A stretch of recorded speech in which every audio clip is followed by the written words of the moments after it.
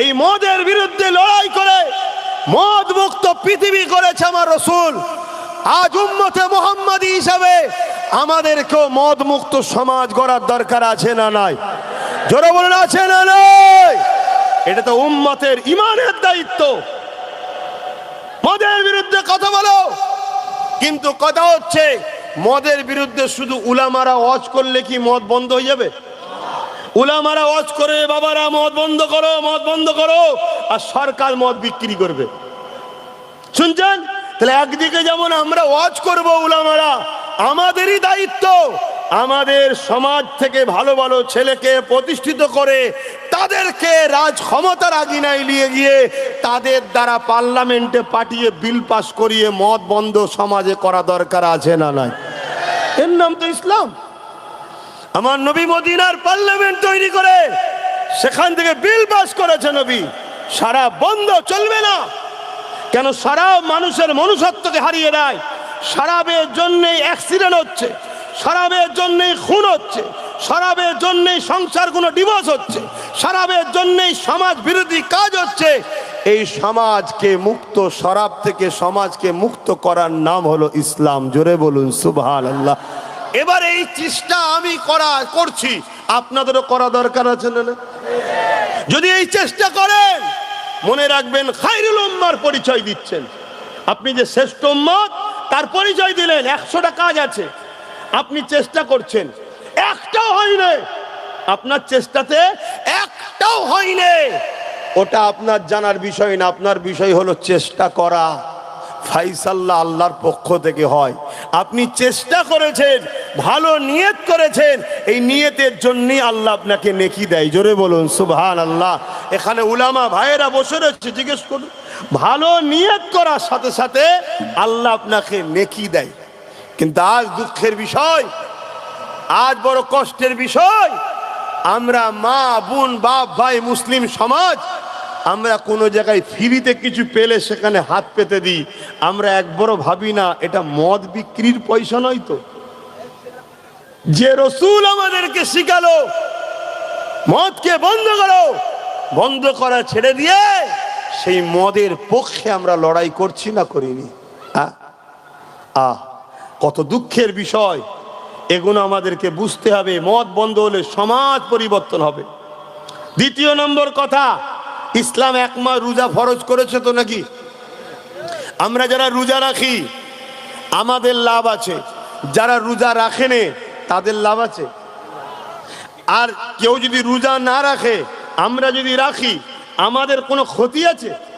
ও রাখে না, ওর ক্ষতি, আমি রেখেছি, আমার লাভ। কি লাভ? যেমন মোবাইল সারাক্ষণ চলাতে, ইউজ করাতে নানা রকম ভাইরাস ব্যাকটেরিয়া ঢোকে, তাই মোবাইলে শুরু মেলিয়ে গিয়ে অ্যান্টিভাইরাস মারতে হয়। মোবাইল আবার ফ্রি হয়ে নতুন হয়ে যায়। এই 11 মাস ধরে আমরা নানা রকম খাদ্য খাই, খাদ্যর মধ্যে ধুলো বালি ব্যাড ব্যাকটেরিয়া জাম অনেক কিছু ঢোকে পেটের মধ্যে, যেটা শরীরের জন্য হানিকারক, ক্ষতিকারক। আল্লাহ রোজাটাকে অ্যান্টিভাইরাস করেছে। 1 মাস রাখো, পুরো শরীরকে আল্লাহ আপডেট করে পুরো ক্লিন পরিষ্কার, আবার 1 বছর জন্য সুন্দর করে দেয়। জোরে বলুন সুবহানাল্লাহ। আরো চিৎকার দিয়ে বলুন সুবহানাল্লাহ। ইসলাম কত সুন্দর ধর্ম দেখুন। কিন্তু প্রশ্ন এই জায়গায়, রোজা আমি রাখলে আমার লাভ, আপনি না রাখলে আমার ক্ষতি নয়, আপনার ক্ষতি। কিন্তু এতে সমাজের কি লাভ আছে রোজা আমি রাখলে? বলুন, সমাজের তো কিছু লাভ নয়। কিন্তু সমাজকে যদি ঘুষ মুক্ত করা যায়, বলেন সমাজের লাভ আছে না নাই? ইসলাম ঘুষের পক্ষে না বিরুদ্ধে? জোরে বলুন, জোরে বলুন। ইসলাম ঘুষ মুক্ত সমাজ গড়েছে। রাসূল আমার, রাসূল ঘুষকে বন্ধ করেছে। আমার আলোচনা অসুবিধা হচ্ছে না তো? কেন আপনাদের কি শোনা অভ্যাস, এখন কি শোনাচ্ছি আমি? হ্যাঁ, ইসলাম ঘুষ মুক্ত সমাজ গড়েছে। এ যুবক, ঘুষ থাকার জন্য সমাজে কত ক্ষতি হচ্ছে শোনো। ঘুষ থাকার জন্য উপযুক্ত ছেলেরা চাকরি পাচ্ছে না, ঘুষ থাকার জন্য অনুপযুক্ত ছেলেরা চাকরি পাচ্ছে মোটা মোটা টাকা দিয়ে। ঘুষ থাকার জন্য মেডিকেলে উপযুক্ত লোক চাকরি পাচ্ছে না, অনুপযুক্ত লোক মেডিকেলে চাকরি পাচ্ছে। কালকে আপনি যাচ্ছেন চিকিৎসার জন্য, আপনার উচিত ছিল একটা অপারেশন, সেখানে ডাক্তার কিডনি কেটেই বিক্রি করে দিচ্ছে, আপনি মারা যাচ্ছেন কেন? অনুপযুক্ত লোক ডাক্তার হয়েছে ঘুষ টাকার জন্যে। তাহলে ঘুষটা যদি বন্ধ হতো তাহলে সমাজের মানুষ চিকিৎসাতে নিরাপদ থাকতো না। ইসলাম যেমন নামাজ শিখিয়েছে, ইসলাম যেমন রোজার কথা বলেছে, ইসলাম যেমন দাড়ি টুপির কথা বলেছে, ইসলাম যেমন হজের কথা বলেছে, ইসলাম যেমন মালদারদের জাকাতের কথা বলেছে, ঠিক তেমন ইসলাম নেশামুক্ত সমাজের কথা বলেছে, ইসলাম ঘুষমুক্ত সমাজের কথা বলেছে। এ যুবকেরা, তরুণেরা, বাপেরা, তাই বলে দিয়ে যাই, চেষ্টা আমাদেরকে করতে হবে। আজ চেষ্টা করো, আল্লাহ বা একদিন বিজয় দেবে, একদিন কামিয়াবি দেবে। তোমার চেষ্টার জন্য আল্লাহ খুশি হয়ে যাবে, দুনিয়াতেও তোমাকে ইজ্জতওয়ালা করবে, পরকালেও তোমাকে আল্লাহ শানওয়ালা করবে। এ নওজওয়ানেরা, তরুণেরা, কিন্তু আজ বড় দুঃখের বিষয়, হুকুমত যদি নিজেই শরাব বিক্রি করে, হুকুমত যদি নিজেই ঘুষ খায়, তাহলে মনে রাখতে হবে এই সমাজ তখন ধ্বংসের দিকে যাচ্ছে। এ নওজওয়ানেরা, আরো একটা কথা বলে যায়, এই রকম সমাজ বিরোধী, এই রকম মানবতা বিরোধী, এই রকম হুকুমতকে যদি কোন আলেম পক্ষপাতিত্ব করে, তাহলে জেনে নিতে হবে ওই আলেমের ঈমানটা নষ্ট হয়েছে, না হয় কোনোদিন করতে পারে না। আর একটু এগিয়ে যায়, যেমন আমরা দেখেছি কুকুর কিন্তু ঘাস খায় না, খায় কি? কিন্তু কখনো কখনো কুকুর গাছের পাতা খায় না, খায় না? হ্যাঁ, জোরে বলে, কখন খায়?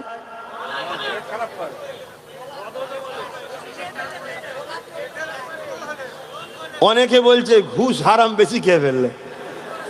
কথা ঠিকই, যখন পেট খারাপ হয়, এক কথায় পেট খারাপ, বদ হজম, ওভারলোড, তখন কিন্তু কুকুর গাছের পাতা খায়, তাই তো নাকি? তো কুকুর গাছের পাতা যখন খাবে, বুঝে নিতে হবে এর পেট খারাপ। মুসলমান যখন ঘুষ খাবে, সুদ খাবে, মদ খাবে এবং ঘুষখোর, মদখোর, জালিম, অত্যাচারী শাসককে সাপোর্ট করবে, তখন মনে নিতে হবে এ মুসলমান ঠিক কুকুরের মতো পেট খারাপ হয় না, এর ঈমানটা খারাপ হয়েছে। নয় কোন মোস্তফা জানে রহমতের গোলাম ইতিহাসে টোটাল 1500 বছরের জীবনীতে দেখাতে পারবেন না কোন হাক্কানি আলেম জালিম শাসকের সাথ দিয়েছে, কোন হাক্কানি মুসলমান জালিম শাসকের সাথ দিয়েছে দেখাতে, জেনে বলুন, পারবেন না।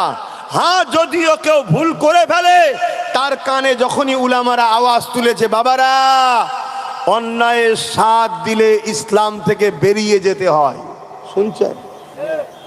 অন্যায়ের, জালিমের সাথ দিলে কি হয়? ইসলাম থেকে বেরিয়ে যেতে হয়। আপনারা জানেন তো নাকি এটা? একটু হ্যাঁ কি না বলবেন না, আমি একটু খুলে বলবো, অসুবিধা হচ্ছে না তো? কেন অনেকের অসুবিধা হচ্ছে, অনেকের অসুবিধা হয়েছে, দেখছি তো। আরে গাধা, জালিম, আব্বাস সিদ্দিকীর মুখ, কথা আমার নয়, পীর সাহেবের ছেলে এসে বলে গেছে, পীর সাহেবের ছেলে এসে বলে গেছে কেন্দ্রের সরকারকে ভোট দিলে ঈমান থাকবে না, ইসলাম থেকে বেরিয়ে যাবে। রাজ্য সরকারকে ভোট দিলে ঈমান থাকবে না, ইসলাম থেকে বলে বেরিয়ে যাবে। অতএব আমিও বলছি, আরে তোর কথা আলাদা, আব্বাস সিদ্দিকী যে কথা বলেছে, ক্ষমতা তো তোদের দুজনেরই হাতে আছে। যত উলামা তোদের পক্ষে আছে সব কটাকে ব্রিগেডে ডাক, আমি যেতে রাজি আছি, বাহাস ওখানে হবে, ঠিক না বে ঠিক? আমি চ্যালেঞ্জ করে প্রমাণ করে দেবো, মুসলিম শরীফের হাদিস, মেশকা শরীফের হাদিস। আজকে একটু বলবো আপনাদের সামনে, হাত তুলে বলুন, বলবো? শুনতে চাইছেন তো নাকি? এতে অনেকের কষ্ট হয়েছে, এখন খুব চলছে, বিশেষ করে আপনাদের ভাঙড় এলাকা, এই আশেপাশের এলাকায় বড় বড় হল ভাড়া করেছে, করে প্রজেক্টরে দেখাচ্ছে, দেখো আব্বাস সিদ্দিকী আমাদেরকে ভোট দিলে ঈমান চলে যাবে বলেছে। কথা বুঝে আসছে না? না, তুই তো নিজের পাতা ফাঁদে নিজেই পা দিলি রে। ওর মধ্যে হয়তো 50টার মধ্যে 10টা এমন লোক ছিল, তোদের দল করে ঠিকই, কিন্তু ভেতরে তার ঈমান ছিল, সে কিন্তু লড়ে উঠেছে, আব্বাস সিদ্দিকী যখন বলেছে আব্বাসের কথা যদি নাও মানি, কমসে কম একটু ভেরিফাই করি। শুনছেন তো, ভেরিফাই করতে গেলে হাদিস ধরে বলছি তো, তাহলে তার কাছে তো মেসেজটা যাবে যে না, আব্বাস যেটা বলেছে ওর বাপের কথা বলে না, ওটা আমেনার লালের কথা বলেছে। জোরে বলুন সুবহানাল্লাহ। কথা বুঝে আসছে? কেন আমরা মুসলমান গরিব, আমরা মুসলমান লুবি নয়, আমরা মুসলমান ক্ষমতার দিকে যেতে চাইনি, তাই বারবার যারা এসেছে তাদের পিছনে ঘুরেছি, আর বারবার আমাদেরকে ঠকিয়েছো তোমরা। তা বলে এটা নয় তোমরা আমাদের দ্বারা অনেক অন্যায় অনেক বদমাইশি করিয়েছো, তা বলে এটা নয় যে তোমরা আমাদের ইমানকে লুটে নেবে আর আমরা চুপ থাকবো। অত সহজ কিন্তু মুসলমানদের কাছ থেকে ইমান বার করা নয়, ঠিক না বে ঠিক?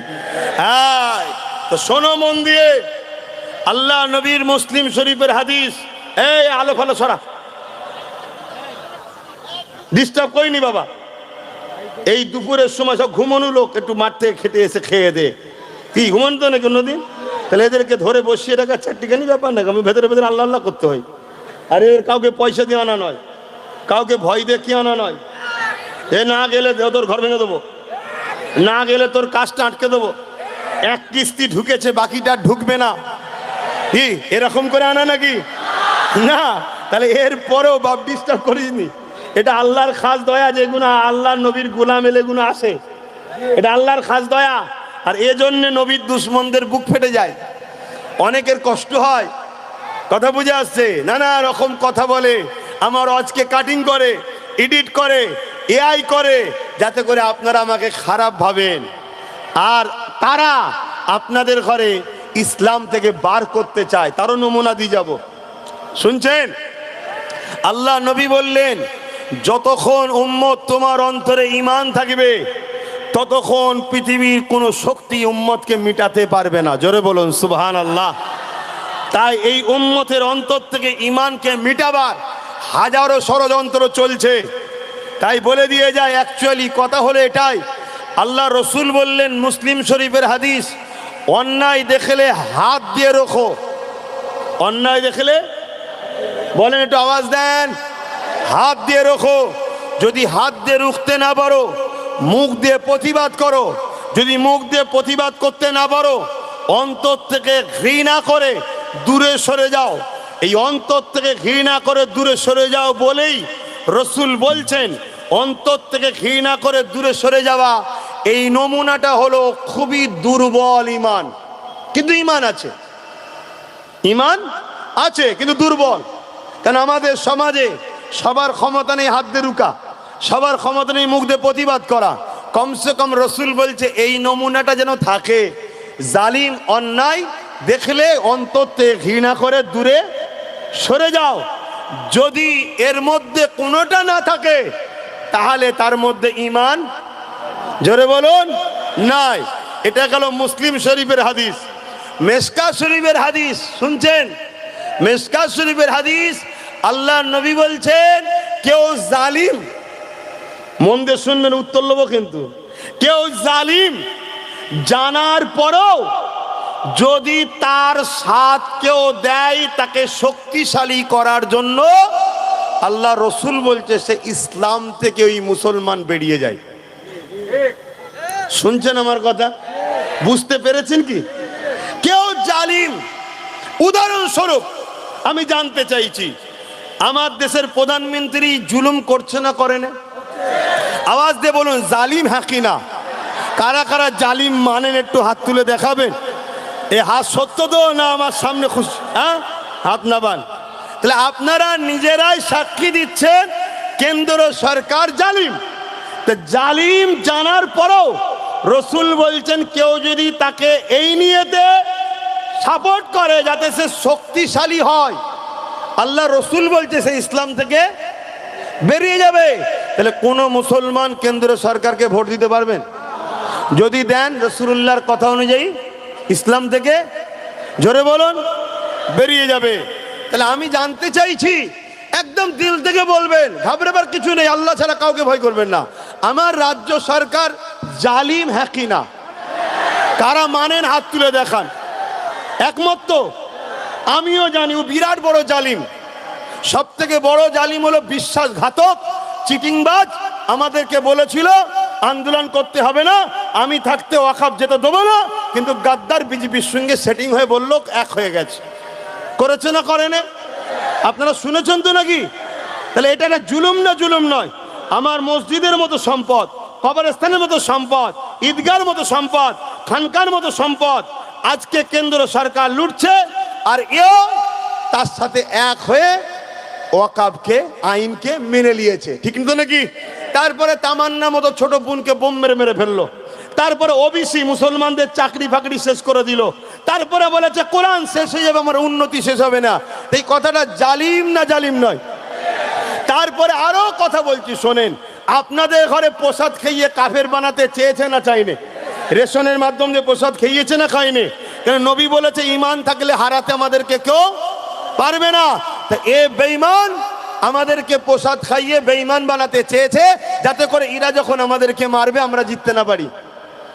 তাহলে বলুন, রাসূলুল্লাহর হাদিস জালিম জানার পরেও কোন মুসলমান যদি তাকে সাথ দেয়, তাকে ভোট দেয়, মানে সাপোর্ট করে, ভোট দেয় মানে কি সাপোর্ট করা তো নাকি?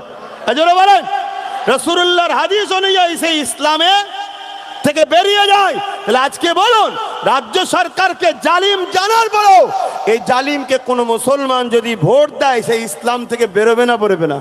হাত তুলে বলুন, একমত তো নাকি? একমত তো? তাহলে আমার একটা শেষ কথা আপনাদের কাছে, অন্যদিকে যাচ্ছি, আমি অন্যদিকে যাচ্ছি। এই কথাগুলোকে কেটে নিয়ে যে কোনো একটা বুজুর্গর সঙ্গে আমার কথাকে সেটিং করেছে। তিনি বলেছিল সাথ দেওয়া যাবে, আর আমি বলছি ঈমান চলে যাবে, কত ইসলাম থেকে বেরিয়ে যাবে। অ্যাকচুয়ালি তিনি বলেছে কবে? যখন এই সব মুখোশগুলো খুলে এই সব মুখগুলো দেখায়নি, যখন বলেন কোরআন শেষ হয়ে যাবে, যখন এরম গাদ্দারি করেন, প্রথম প্রথম যখন আসছিল 10,000 মাদ্রাসা দেবো, এটা দেবো, ওটা দেবো, সেটা দেবো বলেছিল না, তখন তিনি বলেছিলেন যে কে সাথ দেওয়া দরকার। আরে কোনো জায়গায় যদি কেউ বলে মসজিদের জন্য টাকা দাও, আপনি দেবেন না? দেবেন না। কিন্তু যখন জেনে যাবেন মসজিদের টাকায় সে মদ খাচ্ছে, চাপ দেবেন? তাহলে এই প্রথম বলা তো খারাপ নয় যে দাও, তাকে তো ভালো মনে করে বলেছে, দিয়েছে। কিন্তু আজ যখন জানা গেছে, ওরে শয়তান, তুই তো ঘুমটার মধ্যে একটা ইবলিশ শয়তান বসেছিলিস, আজ সাথ দিয়া যেতে পারে। এবার যদি দেয় রাসূলুল্লাহর হাদিস অনুযায়ী ইসলাম থেকে, জোরে বলুন, এটা আমার নবীর কথা বলেছি। এতে অনেক মুসলমানের ঘরের ছেলের গরম হয়েছে, তারা সব বাইট দিচ্ছে, তোর গরম কেটে যাবে, তুই মন না শুধু একবার কবরে যখন ঢুকাবে তখন বুঝবি যে কি সর্বনাশ করেছি। শুনছেন তো নাকি? আমি এখন জানতে চাইছি শেষ কথা, যদি কেউ মসজিদ, মাদ্রাসা, কবরস্থান কোরআনের বিরোধী করে, তার ঈমান থাকবে? জোরে বলুন, থাকবে? আর তাকে যদি কেউ শক্তিশালী করে, তাহলে তার ঈমান থাকবে? একজন অমুসলিম কোরআন মানে নে, কিন্তু কোরআনের বিরোধী করে নে। একজন আদিবাসী কোরআন মানে নে, কোরআনের বিরোধী করে নে। একজন হিন্দু কোরআন মানে নে, কোরআনের বিরোধী করে নে। একজন সাঁওতাল কোরআন মানে নে, কোরআনের বিরোধী করে নে। মানুষ হিসাবে বাপ আদমের সন্তান তারা আমরা মিলেমিশে থাকবো, ইসলাম ইজাজত দিয়েছে। কিন্তু বিরোধী করার রাইট নয়। বিরোধী যে করবে তার সঙ্গে মিশা চলবে। আমার কথা বুঝতে পেরেছে? তাহলে আমাদের লড়াই হিন্দুদের বিরুদ্ধে নয়, আদিবাসী সাঁওতাল বাগদি দুলে কার বিরুদ্ধে নয়, আমাদের বিরুদ্ধে তাদের যারা ক্ষমতার জোরে ইসলামের বিরোধী করছে, মসজিদ মাদ্রাসাকে মিটাতে চাইছে। তাই আমি শেষ একটু উত্তর নেব। একদিকে আছে ইসলামের মসজিদ মাদ্রাসা, ওয়াকফ ও কোরআন শেষ হয়ে যাবে বলনেওয়ালা দিদি মুদি, আর আরেক দিকে আছে নবী বংশের আওলাদ সুপ্রিম কোর্টে কেস করেছে কোরআন মসজিদ মাদ্রাসার পক্ষে। একজন ইমানদার হিসাবে, ধর্মগুরু ঘরের ছেলে হিসাবে আপনার কাছে জানতে চাইছি, এই জায়গায় মসজিদ মাদ্রাসার দুশ্মনের সাথ দেবেন, না নবী ঘরের আওলাদ যে কোরআন মসজিদ মাদ্রাসার পক্ষে দাঁড়িয়ে জেল পর্যন্ত খাটছে তার সাথ দেবেন? কার সাথ দেবেন? কথা মাথা ঢুকেছে? আমি ওপেন বলে যাচ্ছি, এটা আমার ডিউটি আপনাদেরকে সজাগ করানো। আপনি নেবেন কি না নেবেন সম্পূর্ণ আপনার ব্যাপার, আর আপনার থেকে কৈফিয়ত দেবে আল্লাহ, আমার ব্যাপার নয় এখানে। কথা বুঝে আসছে? কিন্তু আমাকে আল্লাহ ধরবেন, তুমি হক কথা বলুনি কেন?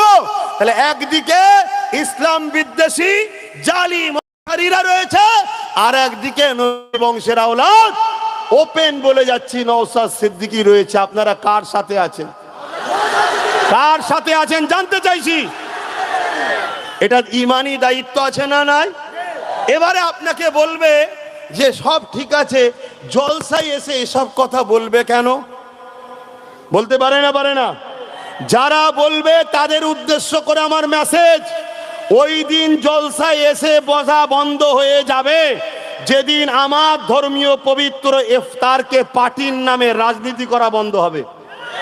যেদিন আমার নবী দিবস, নবীর মিলাদুন নবীতে যে পিসাব করে পানি নিতে যায়নি তাকে তুলা মেম্বারে বন্ধ হবে, সেদিন আমারও আলোচনা বন্ধ হবে। যেদিন রাজনীতির নেতারা শিক্ষা, স্বাস্থ্য, কর্মসংস্থান বাদ দিয়ে মসজিদ দিয়ে, কবরস্থান, ঈদগাহ, খানকা নিয়ে কোরআন শেষ হয়ে যাবে, বলা বন্ধ হবে, সেদিন এখান থেকে আমারও বলা বন্ধ হয়ে যাবে। আগে তোরা বন্ধ কর। তোরা যদি আমার ধর্মে হস্তক্ষেপ করিস, উলামাদের দায়িত্ব তোদের কলজেই হাত ঢুকিয়ে দিয়া দরকার আছে না? তাই আব্বাস সিদ্দিকী বলছে, আপনাদের অসুবিধা হচ্ছে। একজন হুজুর হিসাবে, পীরজাদা হিসাবে, একজন ইসলামের প্রচারক হিসাবে, একজন দায়ী হিসাবে এটা আমার ইমানি দায়িত্ব। এ জাতকে সাবধান করা, সমাজ সতর্ক করা যে তোমার একটা সহযোগিতা ভোটে এমন লোক ক্ষমতায় আসছে, তারা মসজিদ মাদ্রাসা ভেঙাচ্ছে, তুমি কি তার জন্য দোষী নয়? জোরে বলো। কিন্তু তোমাদেরকে নতুন করে একটা প্ল্যান চলছে, ওই প্ল্যানটা একটু বলে দিই নাকি? সেই প্ল্যানটা হচ্ছে এটা, যখন বুঝতে পেরে গেছে জাহান্নামী, বুঝতে পেরে গেছে, কে বুঝতে পেরেছে? জাহান্নামী। বুঝতে পারছেন তো নাকি? হ্যাঁ, বুঝতে পেরে গেছে শয়তান যে আমার মুখ উঠে গেছে, পর্দা উঠে গেছে, মানুষ সব চিনতে পেরে গেছে যে আমি যে কত বড় পেতনি, লোক বুঝে নিয়েছে। অতএব আমার পক্ষে আর থাকছে না, তাই অন্য গেম করছে, অন্য প্ল্যান তৈরি করছে। কেন সবাই এখন ওই নবী বংশের আওলাদের দিকে মুখ করছে পারে সব জায়গায়। এইটাকে রুকার জন্য আবার ভাগাভাগি যাতে মুসলমানদের মধ্যে হয়, এই প্ল্যান পরিকল্পনাও করছে। আমার ডাউট হচ্ছে আরো নতুন নতুন পয়সা দিয়ে অনেককে বার করা হবে মুসলমান দরদি। এক কথা মাথায় বুঝতে পারছেন তো নাকি? কিন্তু সাবধান থাকা দরকার আছে না নাই? আরে মুসলমান ঘরে ছেলে মেয়েরা আসেন, ফিরে আসেন, আমার রাসূলুল্লাহকে মহব্বত করে। কেন আমি বলবো না যে নবী আমার কত কষ্ট করে এই জমিনে আমাদেরকে মসজিদ করা শিখালো, যেখানে আল্লাহকে সিজদা দেওয়া হবে। যে নবী আমার কত কষ্ট করে আমাদেরকে কোরআন দিয়ে দিল, যে নবী আমার কত কষ্ট করে আমাদেরকে দ্বীনের শিক্ষা দিল। সেই নবী দ্বীনি প্রতিষ্ঠা, মাদ্রাসাকে কেউ মিটাতে চাইবে, মসজিদকে কেউ মিটাতে চাইবে, আমরা ভুলে যেতে পারি না গো। পেটের জন্য আমরা জালিমের সাথ দিতে পারি না, কেননা মৃত্যু একদিন না একদিন হবে। এ যুবকেরা, যে নবী আমার সারাটা জীবন তোমার আমার জন্য কেঁদেছে, আজও রওজা মুবারকে তোমার আমার জন্য কাঁদতেছে। এ নওজওয়ানেরা, আল্লাহ পাক যেদিন দুনিয়াকে শেষ করে দেবে, হযরত ইসরাফিল আলাইহিস সালামকে পাঠাবে, হযরত জিবরাইলকে পাঠাবে, হযরত মিকাইলকে পাঠাবে। দুনিয়া জমিনে যা কি আমার হাবিবকে যে উঠিয়ে নিয়ে আসে। এ নওজওয়ানেরা, মন দিয়ে শোনে, আল্লাহ নবী, নবী দয়া নবী রওজা মুবারক কোথায় রয়েছে? হযরত জিবরাইল সাল্লাল্লাহু খুঁজে পাবে না। কেন? এই জমিনটাকে আল্লাহ ধ্বংস করে দেবে, কুল্লু মান আলাইহা ফান, সব কিছু ফানা করে দেবে। এই জন্য খুঁজে পাবে না। এই জন্য দুনিয়া জমিন থেকে হযরত জিবরাইল আলাইহিস সালাম